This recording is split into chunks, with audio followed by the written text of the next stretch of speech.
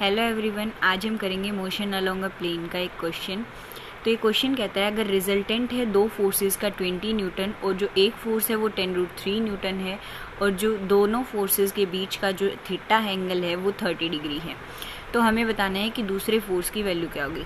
तो हमने देख लिया आर वेक्टर जो है वो 20 न्यूटन है और जो फर्स्ट F1 फोर्स है उसको हमने ए वेक्टर से डिनोट किया है, वो 10√3 न्यूटन है और उनके बीच का थीटा 30 डिग्री है और हमें बी वेक्टर यानी कि F2 फोर्स निकालना है।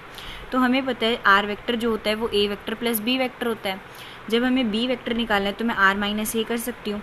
यहाँ पे पैरेललोग्राम्स वाला फॉर्मूला लगा के मैं निकाल सकती हूँ आर स्क्वायर प्लस माइनस का a square plus 2r minus a cos theta is equal to b vector. ठीक है, अब मुझे क्या करना है, आर वेक्टर की इन सब की वैल्यूज़ पुट कर दूंगी मैं। 20 का स्क्वायर प्लस 10√3 का स्क्वायर माइनस का प्लस 20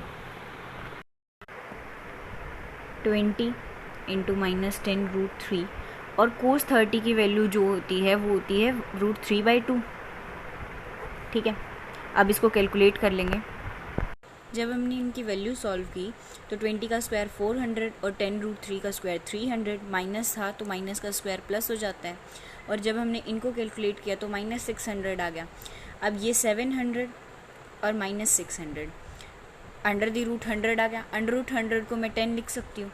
तो जो हमारा F2 फोर्स है या बी वेक्टर है इसको मैं लिख सकती हूँ, ये मेरा क्या आ गया 10 न्यूटन।